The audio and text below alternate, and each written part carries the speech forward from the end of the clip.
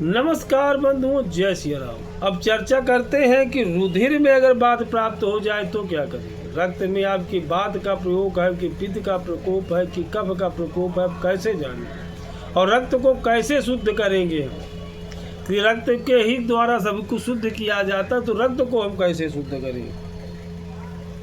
शरीर में पीड़ा दुख हो, वर्ण बदलने लगे, शरीर कैसे हो जाए, रुधिर अरुचि होने लगे और भी अन्य प्रकार के रोग हों, खुजली होने लगे, तो त्वचा भारी होने लगे, सुस्त होने लगे, अवरोध होने लगे, या काली पित्त का प्रकोप है कि कफ का प्रकोप है, उनके द्वारा जान सकते हैं कि हमारा रक्त में वात का प्रादुर्भाव हो चुका है।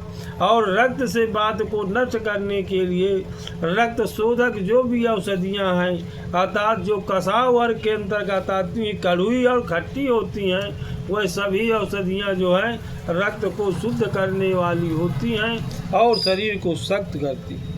अगर रक्त के बाद क्या बनता है, मांस, मैदा, तो मांस में प्राप्त वायु शरीर को भारी करेगा। मांस में वायु चली जाए तो शरीर मांस को फुला देती, जितने तो मोटा होता चला जा रहा है।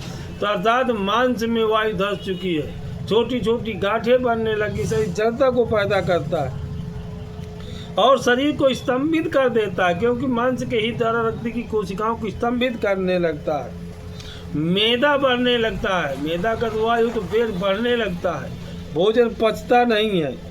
और उसके अंतर जो है छोटी छोटी फुंसियाँ अगर होती हैं तो मांस में है, बड़े बड़े फोड़े होने लगे, ट्यूमर होने लगे, गांठ में तो मैदा के है। हाड़ों में रहने वाली वायु संधि को स्तंभित कर देती है और बड़े बड़े रोगों को उत्पन्न करावे, एवं मज्जा में प्राप्त बात भी हड़ की बात के समान ही दोषों को उत्पन्न करती। ठीक, इस प्रकार किस धातु कहाँ पर व्याप्त हो गई है और उनकी क्या चिकित्सा करें, उनको भी जानना जरूरी रहता है। ठीक, अब तो रक्त में, मांस में, मैदा में अगर वायु धस गई है पित्त के कारण, कब के कारण, इसको जान ले। नहीं जानते तो उसको पूछ ले और चिकित्सा को करें और इससे बचे। तो इनको सब दीपन और पाचन, मैदा में या मांस में वायु पहुंची है तो आदमी को बढ़ाना चाहिए। दीपन करने वाली और पाचन करने वाली जो भोजन को पचाएं, अपच भोजन ही मैदा की वृद्धि करता है और उसको दूषित करता है। तो दीपन औषधि, दीपन और पाचन लेनी चाहिए।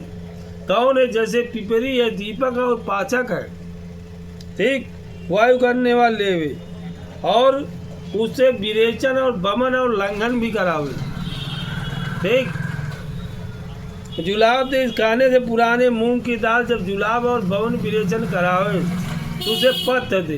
पत्थ मतलब जैसे मूंग की दाल की खिचड़ी है, मड्ढा है, लपसी है, तक्र है, मैं जो हल्के भोजन बनाए जाते, पतले सत्तू है, ये सब पत्थ में आते हैं, इनका करावे।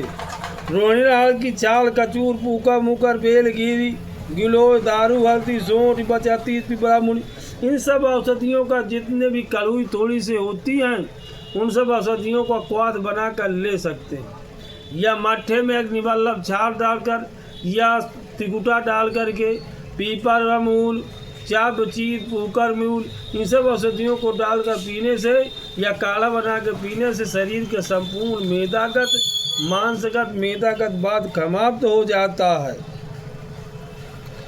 ठीक, अगर इनके करने से आंतों में गुड़गुड़ शब्द होने लगता है, गुड़गुड़ाने लगती है, कभी तेज अतिसार का रूप धारण कर लेता है, कभी अवरोध पैदा करता है, तो इनके लिए मल मूत्र के वेग को रोक देता है, पीड़ा करने लगे तो इनका भी विरेचन वर्ष के द्रव्य से शुद्ध और साफ हो जाते।